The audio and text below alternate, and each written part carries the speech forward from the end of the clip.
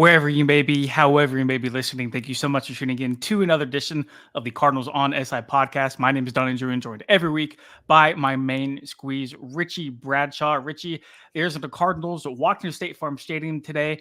I'm not sure if you stepped outside, but it was very cold, very windy, very rainy. Perfect day for the roof open.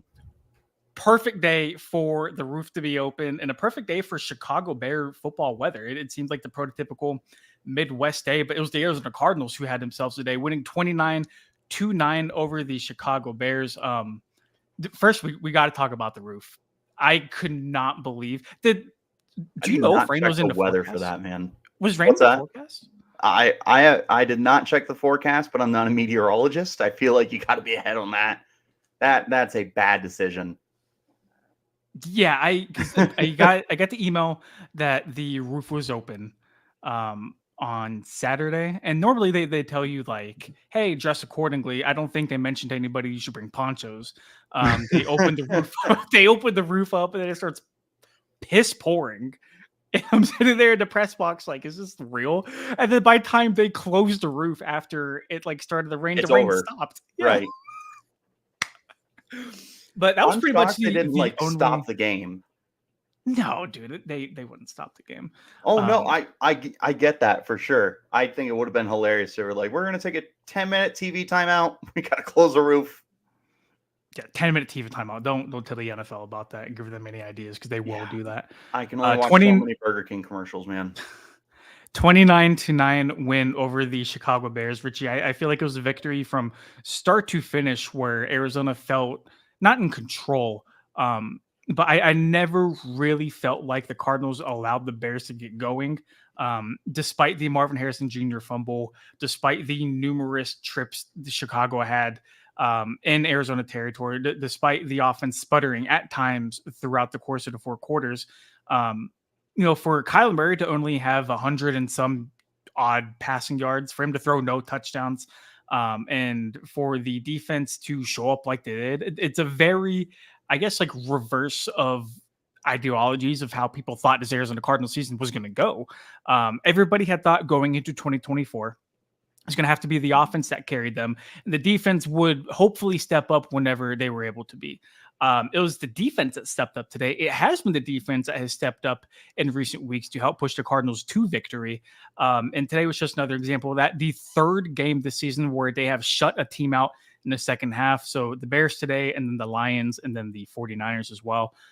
Nothing to shake a stick at, man. The defense really showed up. And shout out to Nick Rallis for having a baby earlier this morning, too. Oh, I didn't know that. Congratulations, Nick. Yeah, he had a baby at like 8:30 a.m. or something like that. And JG was like, are you coaching today? And he's like, yeah. And I think JG called him a moron in his post-game presser for doing that. But shout out to the wife, man, because I could not imagine doing that. I was going to say, that's crazy. Well, congratulations, Nick. That's awesome. Yeah. Another congratulations. You just called one of the best games that I think you've ever called. One of the things that the announcers on the stream were saying that I thought was really cool, I think it was Charles Davis that was talking, is he essentially was like, you were taking a rookie quarterback in Caleb Williams who needs time to be able to develop and read a defense, and you're giving him like 7 different schemes. And every single time that Caleb thinks he knows what's coming, he doesn't. And then blitzes come off of this side and coverage drops into this. And just the way that Nick Rallis was able to stir up the defense and just make Caleb even more uncomfortable than he already has been this year. I mean, that's a masterclass. You're also doing that with a defense that is pretty low statistically across the board with ranks across the league. A lot of them passing, rushing, score, all that stuff. And they're banged up. Yeah. And they're banged up, and man, they played a good game today. And don't let anyone tell you that like, oh, this is a whatever win, blah, blah, blah. It's a good win. It's a great demonstration of what you should be able to do to lesser competition. And yeah, I said that, lesser competition. The Cardinals, dare I say, are a good football team. Oh, okay. I certainly do agree with you. And to your point, and this is not to shit on Caleb Williams at all, but if you could nitpick anything about Caleb during the pre-draft process is that a lot of his insane athletic ability, a lot of his playmaking did help make up for, I guess, the lack of like processing, the Oh yeah, it lack was a of one read option or one read offense. and reading through defenses. And so, like you alluded to, Nick Ral is throwing 6, 7 different looks at him throughout the game. Definitely helped. I felt like start to finish, he was running for his life. The Cardinals had 6 sacks tonight. That does not include 7. various amounts of other, the other amounts of pressures that they put on Caleb. And from the very first snap, it felt like Caleb was always under pressure. He didn't feel comfortable. Richie, there was a play where he rolled out to the left in like the fourth quarter and just did not have the sense to stop himself, set his feet, and then make a throw on the run. He ended up missing Roma Dunze and putting it behind him. Like the things that a defense that is able to generate pressure on the quarterback does goes so much more than the stat sheet, so much deeper than just the sacks and everything else that comes along with that. You were able to make him look like a rookie quarterback. And Caleb Williams has a bright future in the NFL. He's going to be a very, very good quarterback in this league. He's had a very up and down rookie season, but a good defense will exploit rookie quarterbacks. And that's exactly what we saw today. And this isn't the Bears on SI podcast, but the one thing that I will say for Caleb is that coaching is failing him. They never should have kept Eberflus. They should have gotten somebody else in there. They need someone that can develop him. He's not the guy, but it is what it is. We'll see what can happen when he gets an actual coach in there to help develop him, being able to read the field and whatnot. But again, this is not a Bears podcast. That's all I'll say about that. For the Cardinals, I mean, you took advantage of a dude who is really struggling to read NFL defenses. You took what's arguably the worst offensive line in football and completely bullied them with the island of misfit toys for pass rushers. I mean, you don't have an ace pass rusher out there right now, but it doesn't even matter because Zaven Collins is getting home. And God, I don't have the list in front of me, but I think like 5 different people registered at least half a sack in this game. Like they were just all over the place, and they were able to just dominate the line of scrimmage. Like it didn't matter who it was. You didn't need one guy. You didn't need JJ Watt out there. You didn't need Aiden Hutchinson out there because you had a bunch of dudes who were doing their assignment. As Kenny Dillingham from Arizona State would tell you, you need to do your 111th. Everyone was doing their 111th on defense. They did their assignment. They did it well. And it's no coincidence that they absolutely punked Chicago in this game. I don't think it was ever close.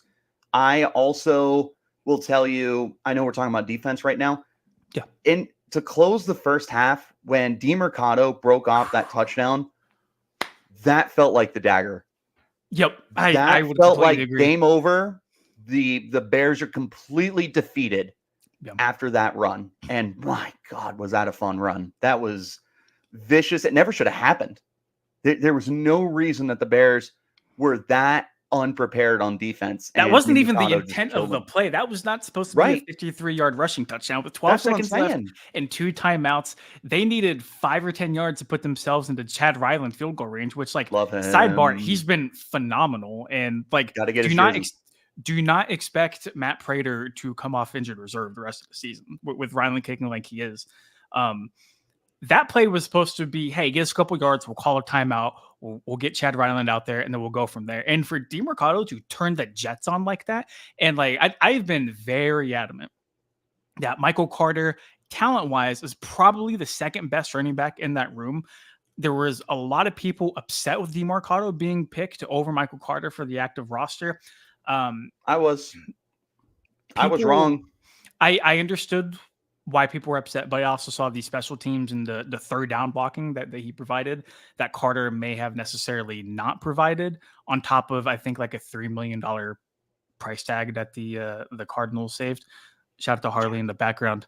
For DeMercado to turn the Jets on like that, phenomenal. And I completely agree with you, and I'll turn it back over to you right here, but that just took all of the air out of the Bears. Every last drop of gust out of Chicago was taken right there via Amari DeMercado. Yep. So are you good with switching over to offense? Let's talk defense a little bit more, and we're getting a couple more people in the chat. So appreciate Richard, you guys. Great name. What's going on? Richard does bring up a good point. So the corners did allow pressure to get there. And I felt like a handful of their sacks were the quote unquote coverage sacks. Big shout out to Max Melton. Big shout out to Starling Thomas. And Starling was great in this game. Starling was great. I am ready to talk about Garrett Williams as one of the more underrated cornerbacks within the entire National Football League, because what he's able to do from a nickel corner perspective, from a boundary corner perspective, for Garrett Williams to play like he does week in and week out, he has been nothing but a certified stud since the moment he fully recovered from his ACL injury. And he's far and away Arizona's best corner. And I think he's slowly creeping up into one of the more underrated / better corners in the entire league. Dude, he's such a diamond in the rough for this defense. And I love one of the best kept secrets in the NFL, the way you describe him, because I got news for you. He's not going to get talked about at all this year. And that's great, because you know what? The offenses aren't going to go into this game taking a look at Garrett Williams.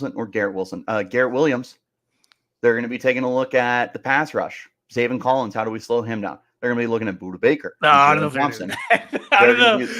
I don't know if you're looking at Zaven Collins saying, "Hey, man, we gotta get bodies on number 25." My point is, Garrett Williams is not nearly as high on your list as some of these other guys are. Sure, and that's going to end up being really bad news for opposing offenses, because that's going to change really quickly too. Yes. That's going to change very, very quickly. Yes. And it should. But until then, I am totally about all of these offenses going into this game worrying more about Zaven Collins than they are worried about Garrett Williams.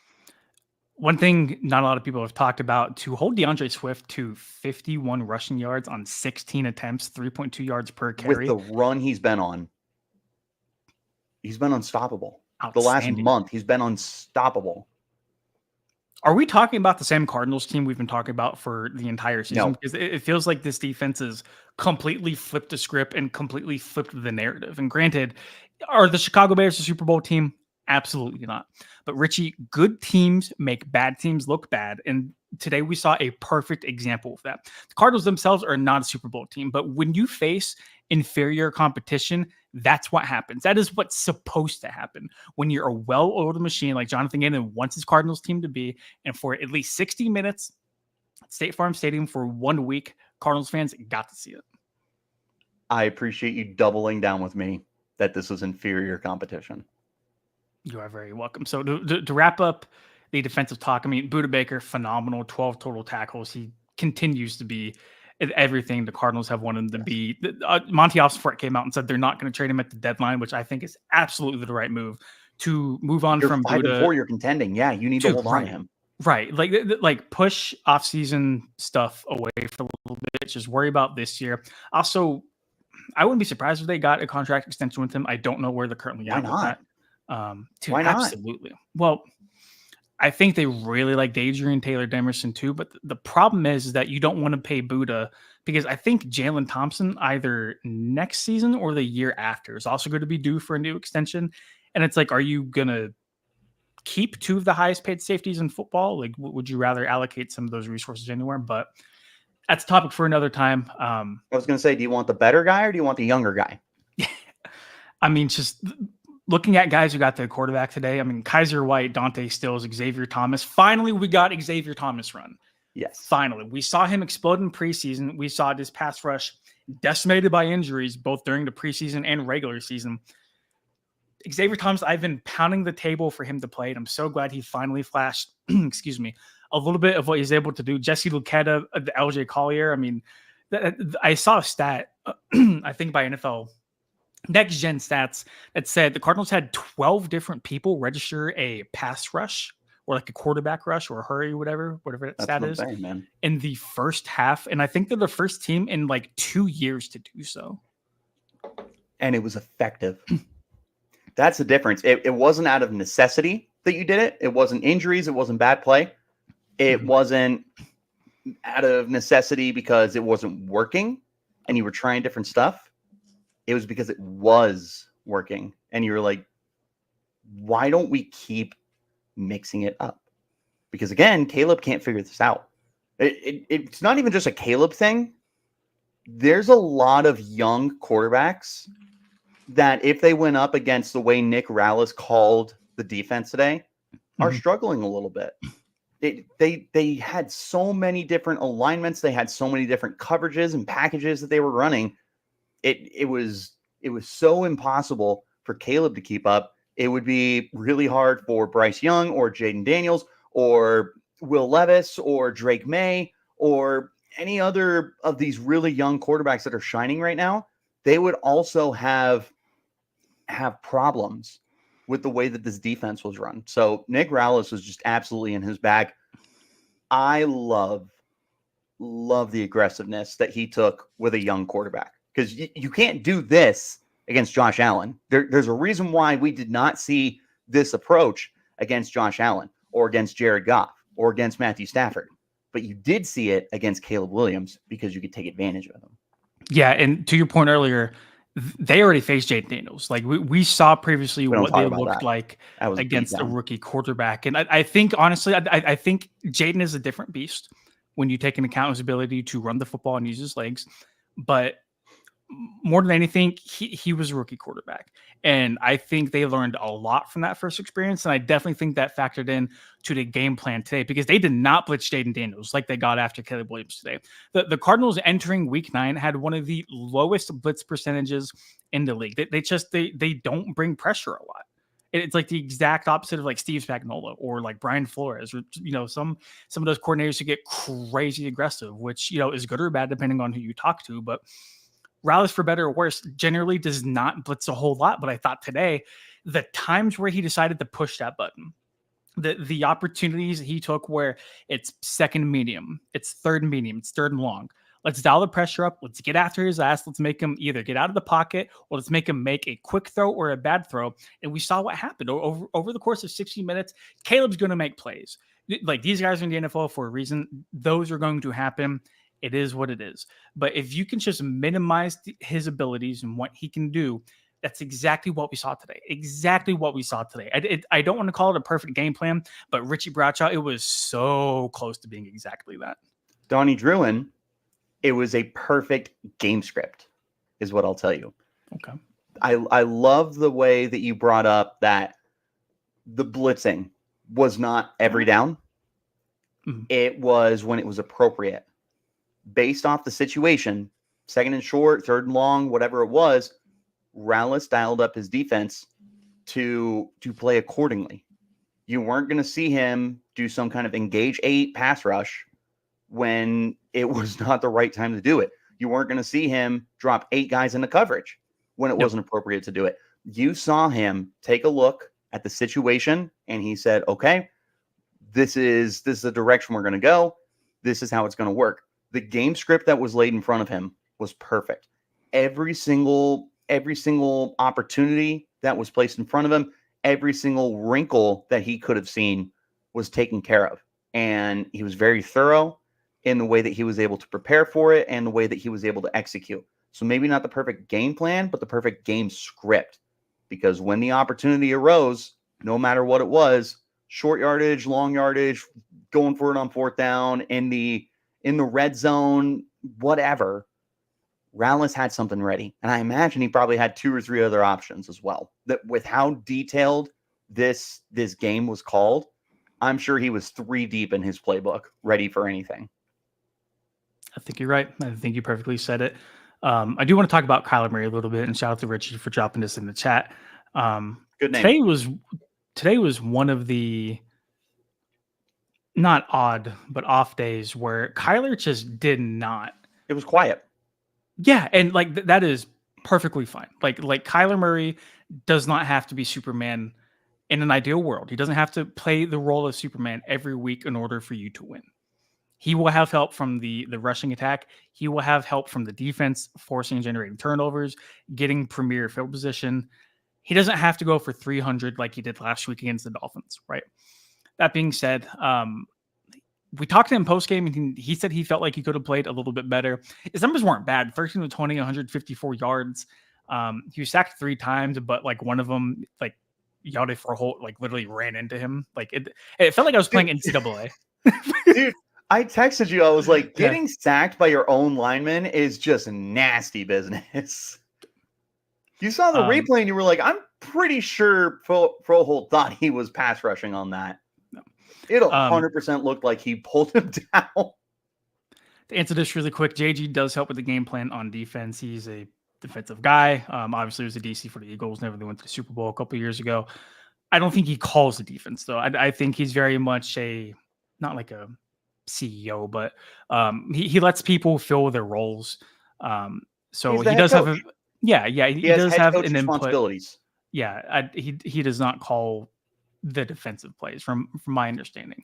Brian says that Rouse did have all the answers. It was a fast game chess. It was. It felt like a speed chess match, and it felt like you were watching one of the world's better chess players go up against me. Because like I know how to play chess, not good. The Bears were playing tic-tac-toe, man. They were not ready for the speed 3D chess that the Cardinals came out with. And then Brian bringing up, remember, never made any credit about Mike Quarter. Amari does not care. Amari DiMercato does not care about you or your feelings. He said, screw you on that 53-yard bomb. I'm putting the nail in the told coffin me, screw myself. you to my face. So I don't think he did, brother. I think he did. He's probably waiting for that opportunity, and I deserve it. So I was wrong about Amari. We'll totally own that. Not Kyler's best game, not his worst game either. He was not the reason they struggled at all. There were a couple throws he probably would have liked to have back. But like still, I think you want to see the offense, especially passing game wise, flow a little bit better. I think one receiver had like one catch heading into halftime, and I think that was Marvin Harrison Jr. And I think that's whenever he caught it and then fumbled. If memory serves me correct, I have been known to not memorize a whole lot of things, but the story of the game obviously goes to the Cardinals rushing attack, and that has been a calling card for them dating back to last year, the start of 2023.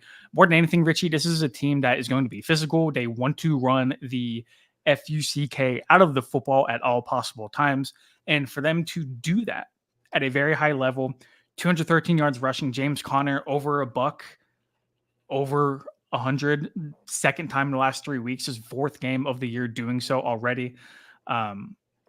He ran great, but like so did everybody else. Amari DiMercato played fine. Trey Benson had a couple very nice runs. Yes, he today. did. Like if everybody, Trey like, McBride found the end zone. Trey McBride scored on every single touch he had today. Put some respect on his name as a runner. I was gonna say, as a runner, right? But yeah, man, it was a very good performance to see. And what's crazy is like normally when the Cardinals run the ball as effectively as they did, you would think they just dominate possession, but the Bears had more time in possession than they did. Interesting. Very interesting, but nonetheless, it's good to see that the Cardinals can stick to their bread and butter like they did. They've shown they can win close games. They've shown they can win quote unquote blowout games. They can win it through the air. They can win it through the pass. And Drew Petzing has faced a lot of criticism, and rightfully so, throughout the last couple of weeks. Today was a pretty solid clapback. Yes. So I have two things that I want to mention. First, I want to rewind back to Kyler. There was something you said that stuck out that I want to address. You said something along the lines, I'm paraphrasing here, of Kyler didn't have to be the hero this week, but he doesn't have to be every week. Yep. That is so important to note because that applies to all of the other quarterbacks in the league. You know who's undefeated right now, despite their quarterback playing like dog water? The Chiefs. Yep. You know who is in an MVP race right now, but has the best running game in the league? It's Lamar Jackson. Yep. Josh Allen has tons of guys that are able to help him out. He does carry more often than not, but there's definitely games where Josh doesn't have to do as much. It has nothing to do with them being bad quarterbacks. And you don't hear anyone say, oh, Lamar was terrible today. He only threw for 100 yards. Well, they scored 35 points, so that's not a big deal. Patrick Mahomes has more interceptions than touchdowns. I hear nobody talking about Patrick Mahomes being a terrible football player. He's still an MVP candidate. So for Kyler Murray, and this goes out to the Kyler Murray haters, because we got to talk to you guys every single week. Every single week. This game, this underwhelming game, they didn't need him to be Superman. He can be Superman. They didn't need him to be. Kevin, what's going on, brother? Shout K Hicks, baby. Love you. Second thing that I want to bring up. This team, dare I say, not only did I already say that this is a good football team, more often than not this year, I'd say there's 2 games, maybe 3 games where this wasn't true. The Cardinals are playing up to their competition. I don't think I have seen them play like crap against a crap football team.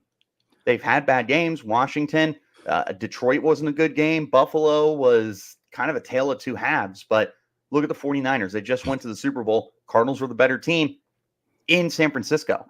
Look at on the road against Miami. Miami was a playoff team last year. Are they down this year? Absolutely. But Tua Tagovailoa was back, and they got Tyreek Hill, and they got Devon Achane, and they got a ton of weapons. Cardinals controlled that game. Chicago, coming into this week, oh my God, what do we hear all year, Donnie? The NFC North, they're going to send all their teams to the playoffs, and the Bears are sleepers and blah, blah, blah. Sure didn't look like it in this game. Cardinals played way ahead of the Bears in this game. All of their wins this year, they were the better football team. Yeah. Like it wasn't squeaking by. You had 2 game-winning field goals, but guess what? You were the better team in those games. You were better than the Chargers on that Monday Night Football game. You were better than the 49ers. You were better than the Bears. You were better than the Dolphins. In that game, I don't know if they were better than the Niners that day. I think if the Niners had a kicker, we would be talking about a different story. But you know what? If your aunt had a pair, she'd be your uncle, Donnie. So there we go. Point is, again, I feel like the only times the Cardinals really got their ass whooped was Washington against the Commanders, and then on the road in Green Bay. Those were the only 2 games. And you look at the losses they had to Detroit and Buffalo. Those were 1-possession games. The Cardinals were up by 14 week 1 in Buffalo. And I still don't think that Detroit game was close. I know the score was close. It did not feel like that was a close game if you watched it. That's fair. That is fair. Chat's popping right now, man. First of all, Chat is popping. They play up to their competition. They are doing awesome. Trey McBride needs to date a pop star. Richie wants us to be the Chiefs. Who's Trey McBride's Tony? Let's go. Because Kelsey has Taylor Swift. Oh my gosh. Who's popular? As long as we're not doing Chapel Roan, I'm good for just about anyone else. Is Billie Eilish single? Ooh, I don't know. It's Billie Eilish single. I'm asking for Trey. Kevin's got it. Dua Lipa. Perfect. Yep. Nope. Dua Lipa. That's the first name that pops in my head too, but I didn't want to say that. Do you have any thoughts on Jaden, by the way? Jaden Daniels. He's a quarterback in the NFL. Sure he's he's the favorite for offensive rookie of the year. He's playing good football. That's all you're getting out of me. And that hurt to say.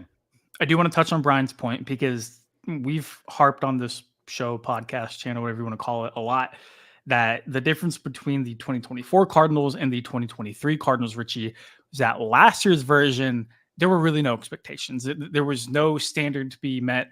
They were virtually in every game. It felt like the only game the Cardinals realistically were not in from start to finish was that away 49ers game last year. I think you wanted to see them take a step this year. It's like, okay, still be in those close games. You don't have to go win a Super Bowl. We still need you to be in these close games, but you need to learn how to win. You need to learn how to battle through adversity. You need to learn how to squeak out these victories because, Richie, the margin of error in the National Football League is so paper thin, so extremely thin. And the Cardinals have found out themselves this year, if you do good things and you put the work in, sometimes, maybe more than others, you'll end up on the winning side. Look, people can say whatever they want about the 3 game-winning field goals in 4 weeks. They still walked out of stadium with a W. They will take that every day of the week. The parallels between the Cardinals and the Sun Devils is really crazy to think about. They both had brand new coaches last year. They had terrible records. They were in a lot of games, but they couldn't close them. This year, they're playing up to their competition. Both these teams are playing up to their competition. They're closing games. They're playing good football. It's got to be really cool for the Valley fans who are Sun Devil fans and Cardinal fans, and just see both of these teams and programs take that next step with each other. Like, it's not like the Cardinals are doing this 2 years later or ASU took 3 years to get there. Like, this is really, I was talking to my dad on my drive home from the office today. This is a good time to be an Arizona sports fan for once. Yeah. The Diamondbacks are, they missed the playoffs, but they're still a really good team. The Suns are really good. Mm-hmm. ASU is popping. Yep. What's it called? The Cardinals are popping. ASU basketball, fingers crossed. U of A football is terrible. Like, it's a good time to be an Arizona sports fan in the Valley. It is a good time. And I hope that you guys are enjoying it. And I hope that you guys are, you deserve it. You Arizona fans that are diehard fans, just go through the ringer so much with these teams. This is the time to enjoy your teams right now. But focusing on the Cardinals, not for the rest of the sports in the state. They are really impressing me, Donnie, on a game-to-game basis. We came into this year, what do me and you say, between 7 to 8 wins, 6 to 8 wins? We both agreed 7 or 8 wins would be a very good step. Would be a very good season. They're 5-4. They have 5 wins of the 7 to 8, and they've done it before their bye week. Yeah. And they're welcoming in a New York Jets squad who has not looked good at almost any point this year. Rodgers or Devontae Adams or whoever else they want to add to that super team. They have not looked good. They were fine defensively before they fired Robert Saleh, and after Saleh left, it just feels like the sky is falling in New York. And I think it's a good game though, and they spanked the Texans. Good. I don't even think they spanked them, but you know what? We'll talk about that a little bit later this week. Hopefully, we'll see. I'm supposed to get a wisdom tooth pulled. I don't want to bypass this because we are going to wrap the show up with this. So I do want to push this back a little bit. We will talk about that. I'm begging, Richard. I'm begging that we trade for pass rusher. Rodgers is a slow quarterback, but we have, against that. True Officer Rodgers is crazy smart, savvy vet. I mean, one of the greatest to ever do it at the quarterback position, let alone who's around him. Although he hasn't played phenomenally this year. Dilly did activate the Valley, Richard Bradshaw. Damn right. Do you know a good Sun Devils podcast for the good people listening to tune into? There is a pretty good one that I run by myself. I don't know if you guys have heard of it. If you haven't, it's the Locked On Sun Devils podcast. It's a whole thing. It's a ton of fun. Richard, would you let Connor walk next year if you could get Scatterbill? Why let one go when you can have both? Well, and Trey Benson. The unfortunate thing is, like, the free agency happens before the draft, so that's why you trade up for the number 1 pick, and then you know that you're getting Scatterbill. I'm not going to entertain this. Dude, big brain thinking. That's all I'm saying. No, that's true. That's true. Shout out to Chikai. I think I'm saying that name right. Moving on, though, the Cardinals receivers today, not their best game. I don't know if that was a product of just them running the football. I don't know if it was a product of Kyler just, not having to be replace Superman. Trey McBride was their leading receiver with how many yards? Like 35. Elijah Higgins was the second leading receiver at 34 yards. Yeah, I mean, a lot of 12 personnel. Like sign me up, man. Sign me up for all of the hard-nosed football and everything else that comes with it. Not Marv's best game, not Greg Dortch's best game. Did Michael Wilson even get a target? 1 target, 0 yards. Donnie, this is a good pass defense. One of the things that I wrote about going into this game, it wasn't my panic meter. It was a game plan article that I wrote. This is a good pass defense. You need to understand that. They've got Jalen Johnson. They've got Kyler Gordon. They've got Kevin Byard. It's a good secondary. So what you needed to do was you needed to run the ball. And what did the Cardinals do? They ran the ball, and lo and behold, they won the game. So, yeah, that's the other aspect of it. The Cardinals didn't throw a lot because they understood that the easier path to victory is by running the football and playing smash mouth with a team that historically is smash mouth. You're an all-star. Go play. Do you have any closing thoughts on the offense before we move on to the next part? Dude, they played a good game. The thing that I appreciate about this game is it's unique because with the way this game was called, you're probably not going to see this game very, very consistently on a week to week basis from the Cardinals because they have different avenues that they have. They have Marvin Harrison Jr., they've got Trey McBride. You still have James Conner, but he can catch the football. They can beat you through the air. They just showed you that they can dominate you on the ground. They can go a 50-50 approach. The thing that I just liked about this offense was you looked at your matchup, similar to what Nick Rallis did on defense, is Petzing looked at this matchup and he went, you know what? We're going to be a far more successful team if we commit to the ground game. 34 carries, 213 yards, 6.3 yards a pop, 3 touchdowns. Yep. That's doing your homework. That is understanding the situation that is in front of you. And Petzing did it. He's been under fire, rightfully so, like you mentioned earlier. This is a great game for him. So major props to Drew Petzing for this. Yeah, and I want to bring up Brian's point too, because I think Kyler Murray will be the very first person on that football team to say, hey, you know what? If we're getting 6-7 yards a pop, keep handing the ball off. Right. Like, why would I want Kyler did say he wanted to play better, but Kyler wants to win. Kyler's been through so much with his organization, from being the number 1 pick to some very bad football being played.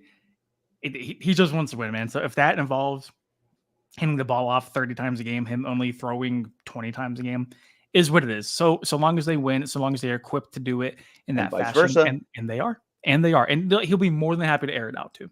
Yep, he just wants to win. So we talked a little bit about talked a lot bit about the Bears game. I do want to bring up Richard's comment because I did actually plan on ending the show this way. If I can find it, dude. What am I doing? How's your night going, Richie? My night's going good. I'm tired, but I still got to record a Locked on Sun Devils podcast after this. And I have a national championship game that's waiting for me on NCAA. So we don't sleep here. Nope, we do not. Yes. 6 sacks today. 6 sacks today. They got after the quarterback. That doesn't happen every week. Trade deadline is Tuesday, Richie Bradshaw. Ojulari, I'm buying that. I'm buying that damn jersey. Get me Azeez Ojulari. Let me get that and a Chad Ryland jersey. Dude, we're all in, baby. We are so back if we get Azeez Ojulari. Trade deadline is Tuesday, November 5th. We are less than 40 hours away from it. I am not curious. I wonder how much today may or may not impact Monty Ossenfort's thinking line of thought, how much Jonathan Gannon's thinking line of thought goes into potentially not going to get an edge rusher. It shouldn't. I don't think arguably the worst offensive line in football. It was a great game plan. You executed. You have not done this all year. They had 15 sacks coming into this game. Something like that. I mean, Donnie, they had almost half of their total sacks on the season in this game. This cannot do anything to change your perspective of the pass rush. Yeah, you can dial it up. They're very creative with it. I've applauded Nick Rallis all year long for his willingness to be able to get everyone involved because it hasn't worked consistently. Yeah. But you need guys who can be consistent. Azeez Ojulari, Arden Key. If you really want to go bargain shopping, you could bring in Jadeveon Clowney. Like, there are options out there for you that you should and borderline have to go and fancy. But yeah, you're competing. You're 5-4. You're first in your division. You have a great track right now to go down to get to the playoffs, even if that's as a wild card team. But you're only going to make it if you take your weaknesses and make them better. If they decide to bypass this, I'm not saying the season's over. I'm not saying I'm out on the Cardinals. I will say that was a massive mistake for them. Really quick, Rich said someone brought up Calais Campbell for a 26th or 27th, 7th round pick. I think it'd be a feel good. I don't know if he does much for me. It would be a Really? really I think good Campbell's feel good. playing well this year, man. He plays well every year. Like he's just an ageless wonder. Yeah. I don't know. Maybe I'm crazy. I probably am. You know what? No, if I'm saying that you should go for Clowney, you should go for Calais. Let's go ahead and walk that back, Mr. Why not Bradshaw. both? Let's have some consistency. You know Why what? not Get all both? 4 of them. I don't care. Get all 4. Let's just have a brand new defense. I mean, that's basically what the Cardinals did this offseason. They reworked their entire defensive line and somehow didn't adjust the edge rushing room. Richie, you being a Star Wars guy, I thought you would appreciate that comment. I did appreciate it. Even better, imagine your scene from Rogue One, and when the lightsaber ignites, it's Aziz Ojulari. I actually might need to make an edit of that. But no, I don't think the 6-sack performance today should change anything. Honestly, Richie, if I'm Monty Austinfort or anybody else within the Cardinals front office, I'm looking at today and I'm saying, you know what? Like, this can even be better if we go get a guy like Aziz, if we go get a guy like Arden Key, Sebastian Day Joseph, Calais Campbell, Jadeveon Clowney, whoever it might be. Like, let's get after it. And you hear so many coaches talk about there's no such thing as too many pass rushers. You can never have no such thing. You can never have enough. The Cardinals were already considered to be paper thin heading into this year with the healthy BJ Ojulari, with the healthy Dennis Gardeck, and then with their 2 top free agent signings in Justin Jones and Bilal Nichols up front. Reminder, we still also have not seen Darius Robinson at all this year. So like that's another potential X factor in the waiting coming soon. Hopefully, I don't know when he's going to be coming back, but it's exciting. I'm saying, Brian, I think you still need to go make a move. I think Aziz Ojulari for me is the guy whenever it comes to production and price tag. I think Mike Garofalo said earlier today during a segment on NFL Media that Aziz Ojulari would not come through for less than like a 6th or 7th round pick. He said it's not going to get it done. There's other teams interested in him. It's probably going to be a bidding war. You don't want to overpay for a guy like that because, like you had brought up in our most recent podcast, you still need to sign him to an extension. He's going to be a free agent after this year. It's not like he's some perennial Pro Bowler or anything. He does have upside. He's only 24. He will be in Arizona. Go ahead. No, I finish your point. I'm not going to forget this. I'm done. Go ahead. You're done? Cool. Because I'm doubling down on the Star Wars references. And I'm going to say that when Princess Leia is recording her message for R2-D2 to deliver to Ben Kenobi, that is Monty Austinfort going, help me, Aziz Ojulari. You're my only hope. And then they drop it off. And then I'm sick of you. You should be. You really should be. But I don't think they should be content. I don't think they should be permanently satisfied with this performance today. It was a great week. The game plan was phenomenal, but I think you have to look at the entire season as a whole, their entire body of work. It has been very underwhelming at times. Very underwhelming at times. And even if it wasn't, like I had mentioned previously, you still go get an extra pass rusher. You still bolster that room because the Cardinals rotate so many people within that front 7. I still want to see Xavier Thomas get more snaps. I want to see him get more reps, but you absolutely make a play for a guy like Aziz Ojulari if he's up there still. Yeah. That's just the end all be all, man. Like, you see teams that do have good pass rushers that don't stop. Like Kansas City has a really good room of pass rushers. They just brought a guy in. I can't remember who it is, but they got Karlaftis. They got Felix. They got Uche from the Patriots, like a 6th round pick. Yes, Josh Uche. That's what they did. Yep. You don't stop adding to it. One of the things I loved for the Dolphins was last year, Jalen Phillips, Bradley Chubb were phenomenal. They both tore their ACLs. Some teams would be like, well, we're going to get them back, and that's our ace pass rushers. And then the first round, they were like, no, we're going to take a guy. And they took Chop Robinson. And you haven't gotten results from those 3 yet. But the point that I'm making is you look at pass rushers, you have to understand how important they are. You can never have enough of them. If a good one is available for you, you need to pounce on it. There's several guys here. We can talk about Aziz Ojulari until we're blue in the face. But there's more guys to be had than just Ojulari.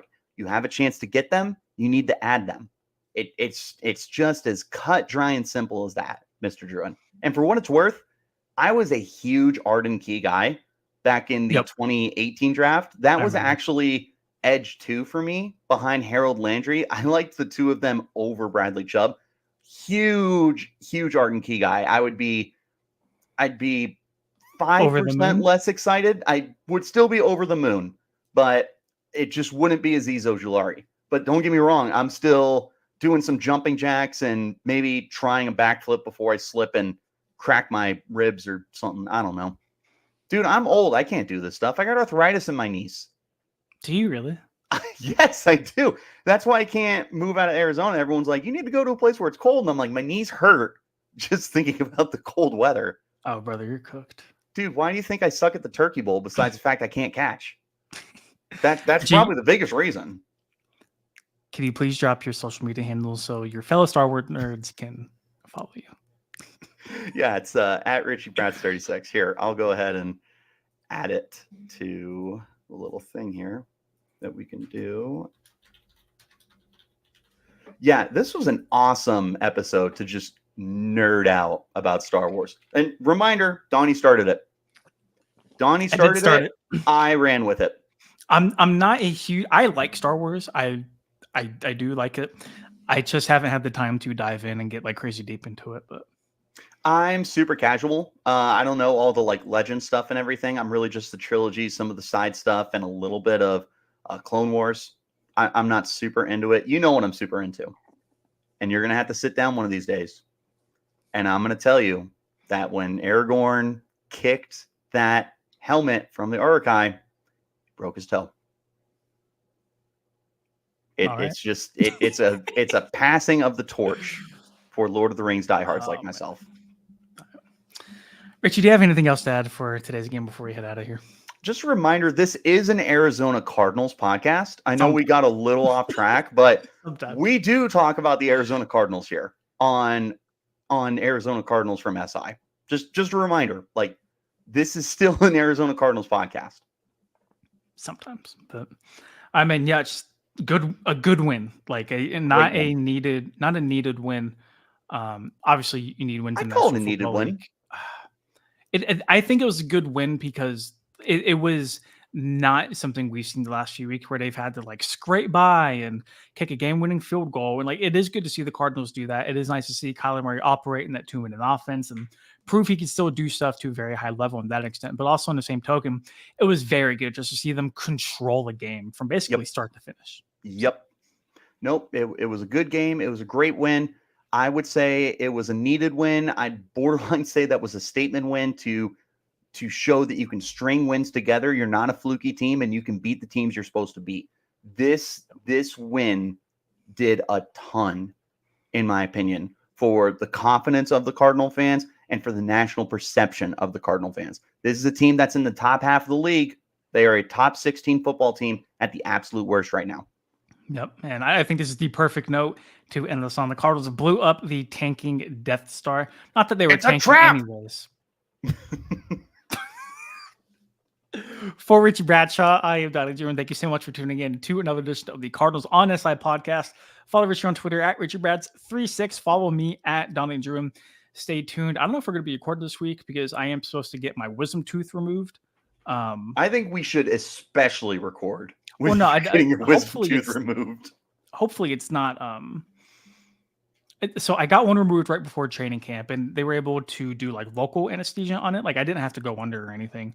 I am very traumatized. Fun. No, not at all. But I'm very traumatized from like how they like yanked around my jaw just to get it out. Yeah, so it's kind of messed up. No, not just a little bit. So give me the laughing gas. It'll knock me out in 2 seconds, and then I'm gonna wake up. I'm gonna have no idea where I am, and an hour later, I'm gonna be like, "This is an excruciating amount of pain.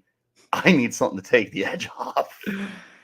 So we'll see you guys soon on the podcast, but you can follow both of our work at si.com/NFL/Cardinals. For Richie, I am Donnie. Thank you all so much for tuning in. We had a blast chopping it up.